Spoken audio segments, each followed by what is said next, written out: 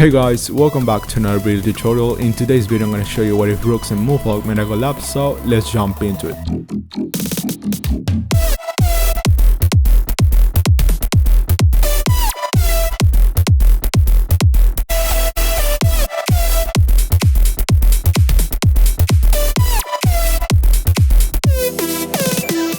Okay, I'm gonna start off with these chords.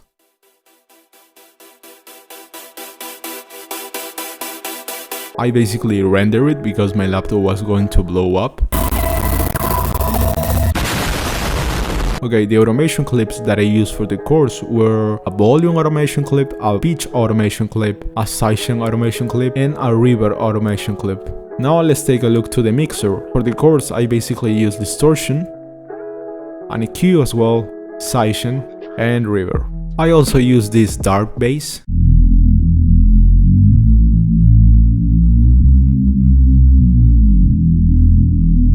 As you can notice, I just use a pitch automation clip and a sidechain automation clip. In the mixer, for this bass, I basically use some distortion as well, an EQ, cutting some high frequencies, wider as well, and sidechain. I also added this kick, and I also added a transition effect and a crash.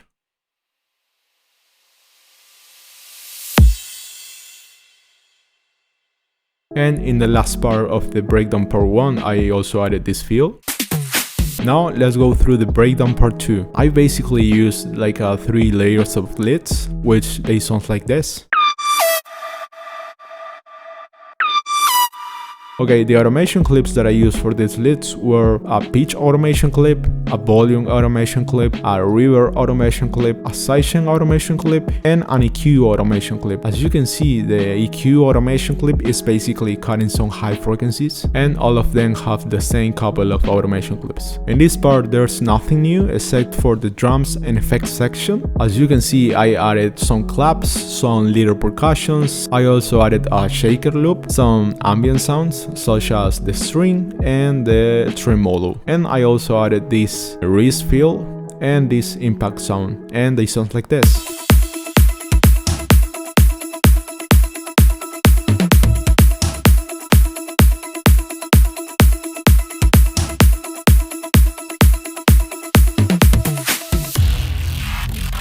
Okay, now let's take a look to the build-up. In the build-up, as you can see, I basically keep the same couple of lids, and they sound like this.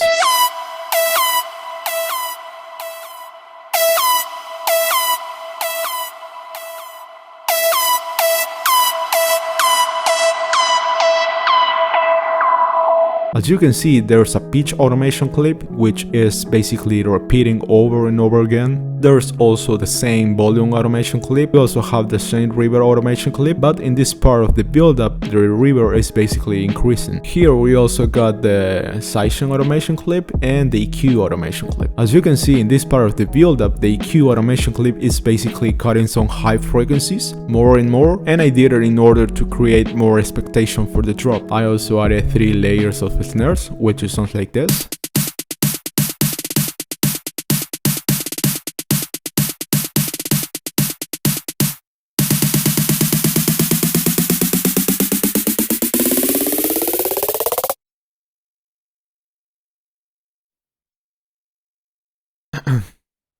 As you can see, there's 2 layers of heavy snares, and in the background we have these little snares that it's barely heard, and they sound like this.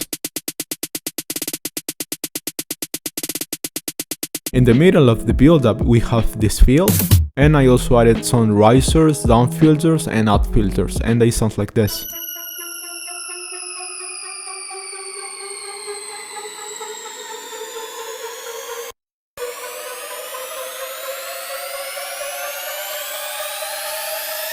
Well, in this part before the drop, I basically made this fill, and it basically consists of this vocal, to which I added vocodecs. What I did here was really simple. I mean, I not only unlinked the vocal and Serum from the master, but I linked them to the vocodec channel as well, in such a way that they can be played through the vocodec channel, you know? This is how it sounds like without vocodecs. But if I turn on vocodecs, and the Serum channel, it would sound like this. In the vocodec channel, I basically use some distortion, wider as well, and reverb. And the second part of the field is basically made of some snares and toms. Okay, in the drop, we basically keep the same couple of leads, which sounds like this.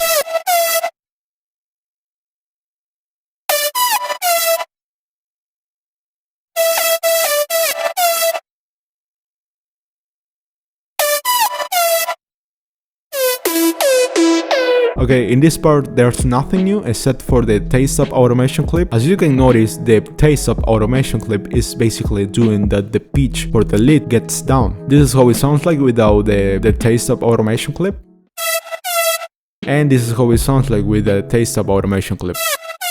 Now it's time to take a look to the mixer. In the mixer, for the first layer, I basically use some distortion, an EQ as well, removing some low frequencies, another EQ as well, reverb, sidechain, wider, taste up, another EQ, and finally we got sidechain. Okay, for the second lead it's basically the same thing, but I added more distortion. And for the third layer it's exactly the same. We also have some chords.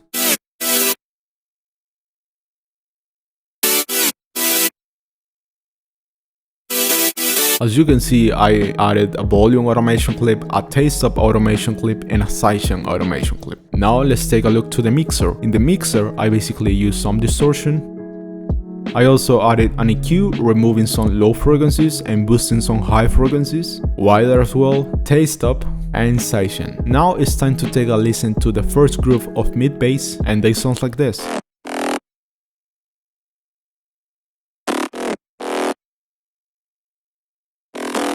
As you can see, they have the same automation clips that I use in the chords, such as a volume automation clip, a taste up automation clip, and a sidechain automation clip. For the first layer, I basically use some distortion, an EQ as well, removing some low frequencies and high frequencies and boosting some mid frequencies. I also use taste up, wider, and sidechain. And for the second layer, it's exactly the same. We also have another groove of mid bass, which they sound like this. As you can see, I only added a volume automation clip, and what I used for the first layer in the mixer was some distortion. As you can see, I also added an EQ, removing some low frequencies but not too much. I used another EQ as well, boosting some high frequencies, wider as well, and sidechain. For the second layer, it's exactly the same, distortion, more distortion, an EQ as well, wider, and sidechain. And for the third layer, I basically used the same couple of plugins, I mean some distortion, an EQ as well, more EQ, I added more distortion as you can see. I also added wider, sidechain, and Fruity Soft Clipper. I also made this odd filter in Serum. As you can see, the odd filter is basically doing the same rhythm of the mid bass. For this odd filter, I obviously use a pitch automation clip, and I also use this volume automation clip. What I used for it in the mixer was some distortion, an EQ as well, removing some low frequencies, another EQ boosting some high frequencies, some reverb as well, wider, and sidechain. I also used this electric piano with a volume automation clip. I also made these arpeggios with a delay automation clip. And what I used for it was some distortion, an EQ as well, delay, wider as well, and finally I used an EQ. In the second part of the drop, I basically used this choir, which sounds like this.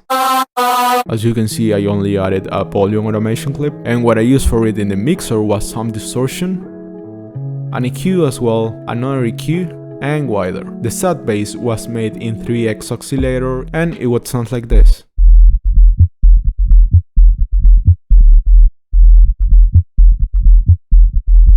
What I used for the sad bass in the mixer was some distortion, an EQ as well, removing some high and mid frequencies, taste up, and sidechain. Now it's time to take a look to the drums and effects section, and it would sound like this.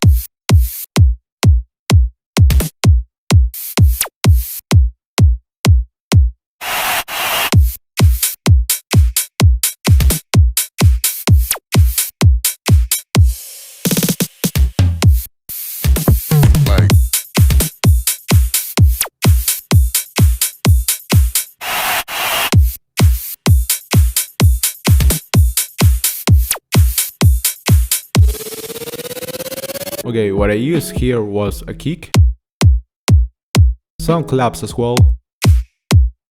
On the second part of the drop there are more claps. I also use some hi-hats.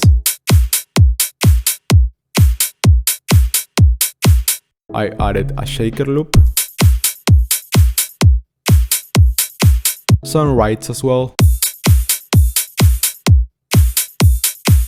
In this part I added a crash with a volume automation clip. I also added this field that I showed before. I also added some little percussions, an effect which it sounds like a laser, and the vocal sample that Muffle usually uses.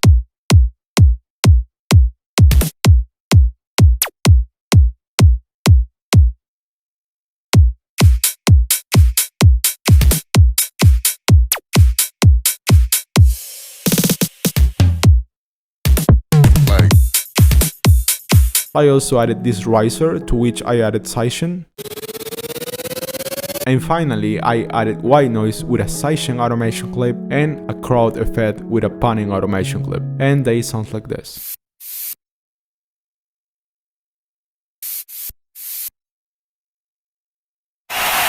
Now it's time to take a listen how the final result sounds like, and it would sound like this.